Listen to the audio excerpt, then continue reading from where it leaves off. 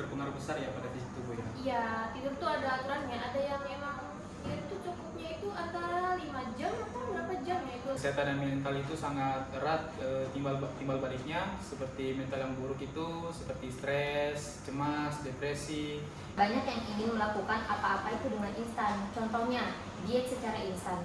Sekarang itu banyak minuman yang diproduksi, katanya dan mengonsumsi makanan sehat itu sebenarnya sangat baik ya untuk diri kita masing-masing. Tapi kalau terlalu terobsesi sama makanan sehat, Makan sehat nih, kayak ada program apa tapi tidur tetap nggak diatur tuh percuma gitu, hasilnya bakal lama.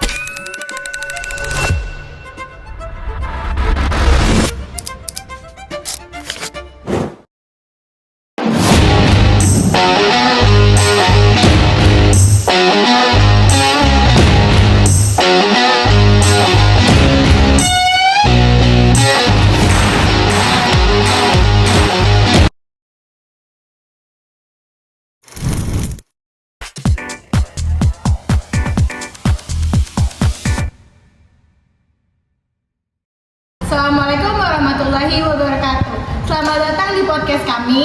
no healthy, no energy. Tema podcast kali ini adalah kesehatan tidak dinilai dari pola makan. Nah, sebelum saya memperkenalkan mbak-mbak dan mas-mas, saya akan memperkenalkan diri saya. Di sini saya Lia Mega Pravita Sudipyo. Saya di sini sebagai moderator dari podcast ini. Nah, di sebelah saya sudah ada mahasiswa dan mahasiswi dari Universitas Aisyah Yogyakarta, program studi Gizi. Mungkin bisa memperkenalkan diri dulu. Perkenalkan, nama saya Ricky Dwi Santifardo. Perkenalkan, nama saya Muhammad Andrianto. Perkenalkan, nama saya Leni Mujana. Saya Najwa Amelia. Saya Jihan Marina. Banyak orang yang bilang kalau pola makannya sehat, berarti pola hidupnya sehat. Benar nggak sih? Pola makan memang bagus, emang top buat badan, tapi jangan ngarep hidup sehat 100%. Cuman dari situ, olahraga, tidur nyenyak, genetik, plus kelola stres, semua ikut main. Median sering bilang makanan kuncinya, tapi makan sempurna pun bisa kacau kalau sofa jadi sahabat. Tapi kenapa sih kita itu cuma menilai kesehatan seseorang dari apa yang dia makan?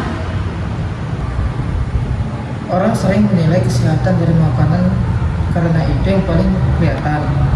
Makan sayur langsung dianggap sehat, makan gorengan langsung dicap nggak sehat. Ini karena edukasi publik sering menyorot nutrisi, padahal kesehatan itu juga soal olahraga, istirahat, dan gaya hidup. Di Indonesia sendiri, makan sehat identik sama sayur dan buah, tapi spek lainnya sering ke-skip. Tapi, apakah pola makan sehat otomatis bikin seseorang bebas dari masalah kesehatan? Oke, pola makan sehat itu sangat penting, tapi adanya batasannya. Makan bergizi memang butuh pencernaan dan imun, tapi nggak otomatis bikin kebal dari semua penyakit, apalagi yang dipengaruhi faktor genetik. Kalau kalorinya nggak seimbang, kurang minum, dan nggak aktif, manfaatnya juga jadi minim. Bahkan makan tinggi serat tapi jarang minum air putih bisa bikin sembelit. Jadi kesehatan itu nggak cuma soal isi piring, olahraga rutin, tidur cukup, dan manajemen stres juga punya peran sangat besar. Faktor apa aja sih selain makanan yang sebenarnya sangat berpengaruh ke kesehatan? Selain makanan, kesehatan juga dipengaruhi oleh olahraga, cara mengatasi stres, kualitas tidur, dan kehidupan sehari-hari seperti begadang dan merokok. Apa orang yang makannya rapi tapi sering stres apakah bisa dibilang sehat? Belum tentu, stres yang terus-menerus bisa menurunkan daya tahan tubuh dan mengganggu kesehatan walaupun pola makan sudah baik. Kenapa ada orang yang makannya biasa saja tapi kelihatannya badannya itu lebih bugar? Karena mereka mungkin aktif bergerak, cukup istirahat, jarang stres, dan punya gaya hidup yang seimbang, dan juga mungkin bisa mendukung kesehatan tubuh. Seberapa besar sih pengaruh tidur terhadap kesehatan dibandingkan makanan? Kita semua tahu tidur itu memiliki dampak yang lebih besar terhadap fungsi tubuh dibandingkan makanan. Nah, kurang gerak itu dampaknya bisa lebih parah dari salah makan nggak sih? Mungkin kalau kita kaji lebih lanjut, kurang gerak itu bisa memiliki dampak yang sama parahnya. Bahkan dalam beberapa studi dikatakan lebih berbahaya daripada sekedar salah makan. Tapi hubungan kesehatan mental dan kesehatan fisik itu sejauh apa kira-kira? Sejauh apa ya, mungkin karena kesehatan dan mental itu sangat erat timbal baliknya, seperti mental yang buruk itu seperti stres, cemas, depresi, bisa memicu atau memperburuk penyakit fisik seperti jantung, diabetes, gangguan pencernaan, dan sistem imun lemah. Sedangkan kesehatan fisik yang baik dan benar seperti olahraga teratur, nutrisi yang baik dan mencukupi, mendukung mental yang lebih stabil dan lebih tangguh.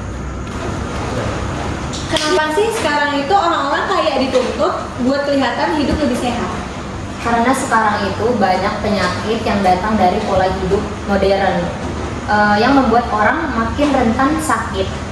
Karena banyak yang ingin melakukan apa-apa itu dengan instan. Contohnya, diet secara instan. Sekarang itu banyak minuman yang diproduksi, katanya bisa cepat menurunkan berat badan. Tapi mereka itu tidak memikirkan kesehatan ginjal mereka dan kesehatan organ-organ yang lainnya juga. Seperti itu. Terus apa sih dampaknya buat kita kalau kita itu terlalu terobsesi dengan makanan sehat? Ya, mengonsumsi makanan sehat itu sebenarnya sangat baik ya untuk diri kita masing-masing. Tapi kalau terlalu terobsesi sama makanan sehat, itu bisa berdampak negatif. Contohnya kayak kita kalau terlalu memikirkan kita harus makan sehat. Jadi ketika kita mengonsumsi makanan yang tidak sehat, itu kita bisa stres, bisa cemas karena yang kita konsumsi itu bukan makanan sehat. Dan juga risiko gangguan makan seperti ortoreksia. Apakah kultur diet justru bisa bikin orang jadi nggak sehat secara mental? Ya, benar.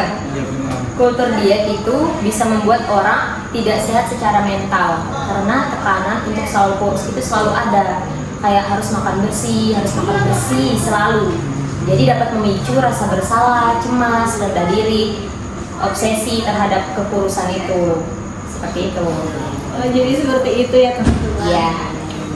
Oke guys, sekarang kita masuk ke pertanyaan yang paling banyak ditanya-tanya. Jadi, apakah orang kurus itu selalu lebih sehat dari orang gemuk? Nggak selalu ya, orang kurus belum tentu lebih sehat dari orang gemuk. Sehat atau tidak ditentukan oleh pola makan, aktivitas fisik, kebiasaan hidup, kondisi metabolik seperti gula darah, kolesterol, tekanan darah.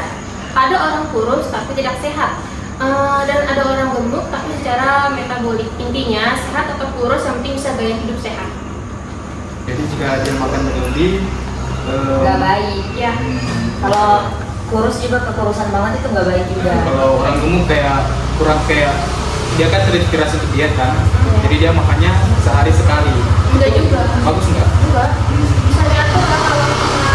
Jadi itu kayak kalau misalkan mau diet juga harus mending ke ahli gizi aja ya biar tahu gitu kan. Ya kadang ada sih tutorial juga bisa di searching di internet Google gitu kan kalau mau lebih simpel.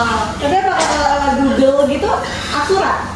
Berarti kadang ada aplikasinya itu terus yang lewat Kalau halo dong. Iya. Intinya jangan diet secara asal-asalan. Ya. Tanpa padahal dia nggak tahu, nggak punya pendidikan tentang gizi, tapi tiba-tiba gitu makan ini loh, makan itu loh, oh ini bisa buat kurus, ya udah konsumsi ini terus gitu, itu nggak boleh.